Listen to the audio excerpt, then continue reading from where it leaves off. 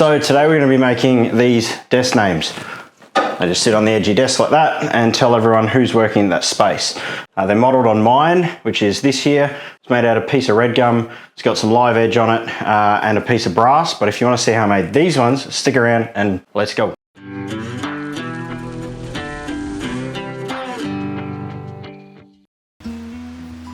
So this piece of cherry is not square. It's not flat either. So I'm going to use a bit of a trick that I've seen plenty of places online, and that is to basically shim and hot glue to a flat surface, and then this will then allow you to run it through a thicknesser, and the thicknesser will then reference that flat surface on the bottom to create a flat surface on the top. To do this, we're using a chipboard offcut, and as you can see, I've hot glued and shimmed because there was a bit of a wobble in that back right hand corner.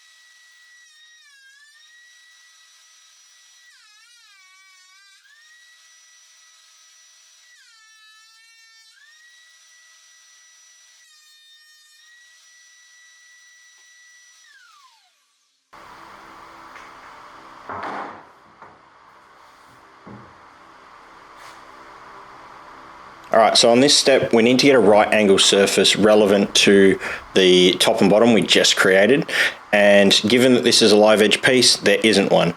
I'll use the same technique, so we're just going to hot glue this slab now down onto this piece of cut melamine. The melamine has got a good enough flat surface, but most importantly one of those edges is square, so we'll just sit the outer edge just inside of the melamine, and then the melamine's going to run along the fence, and that's going to then give the opposite side, the side that's facing the blade, a squared surface.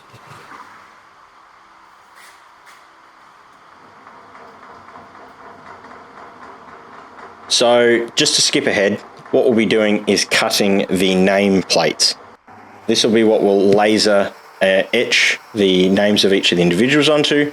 What it's going to be is a small triangular piece where one corner is going to be 90 degrees, and then the opposite angle, the hypotenuse if you will, is going to be sitting around 14 degrees.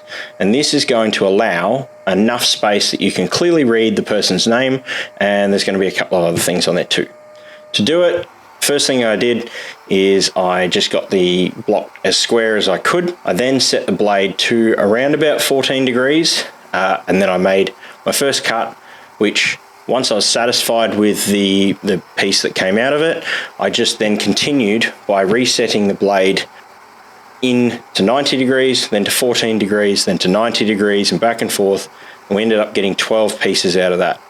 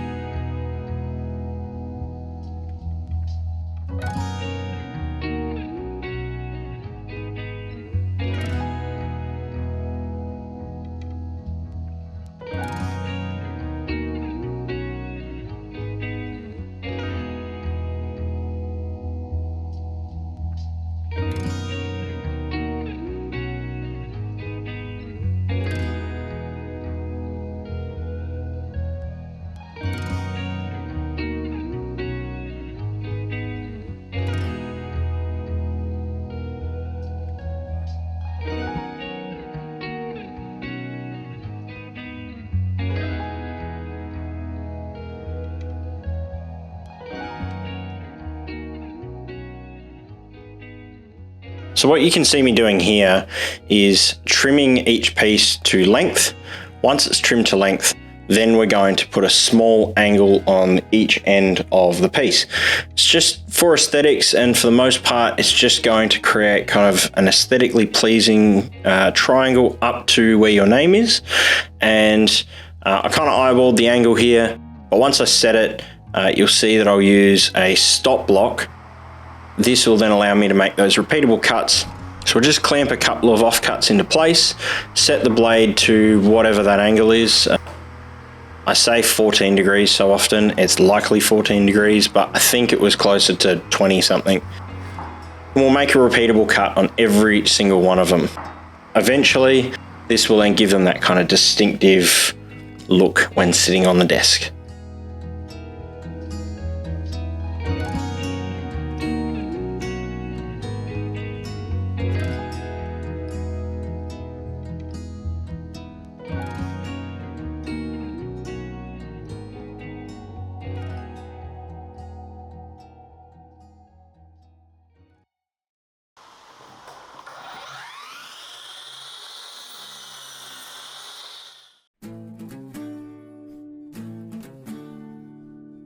So we'll sand up through the typical 80, a 120, and then a 240 grit sandpaper.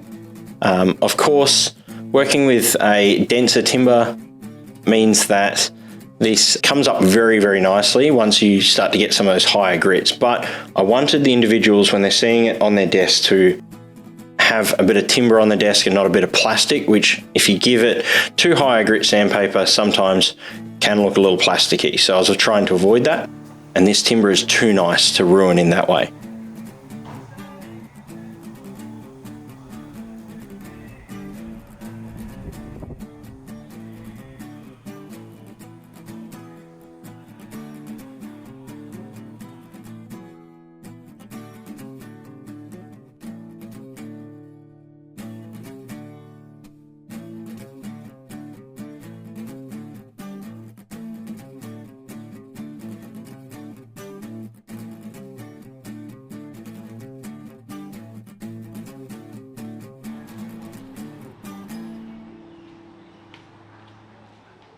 And the last step before we take them to the engraver is just putting a clear coat on them.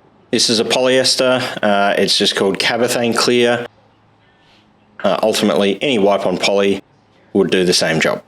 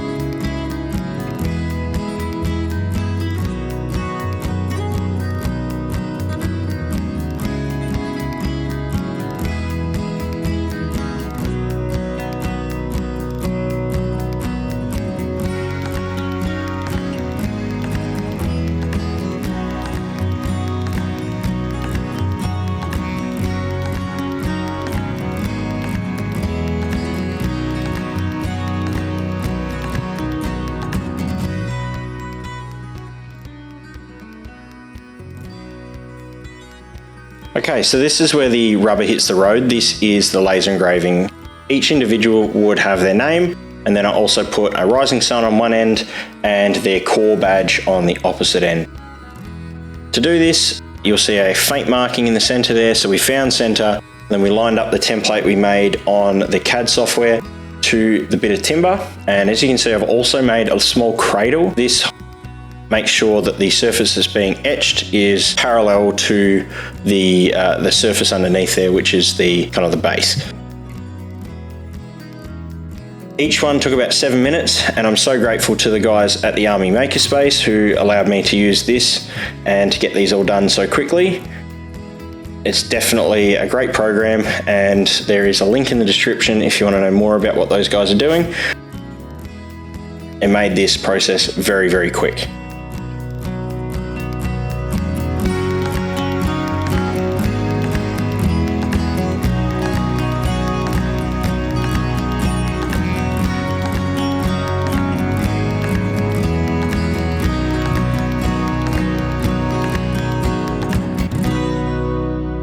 So I think the finished project looks absolutely excellent. Two quick things I just want to talk about. The first is that you would have seen I applied finish. I applied a coat of poly before we did the laser engraving. That is because I didn't know the process. We ended up removing with some 240 grit sandpaper the face, the part that's actually been engraved, and this was just to avoid the poly burning or having an adverse reaction with the laser itself. Different lasers have different properties, and this is just the way that these guys wanted to operate theirs.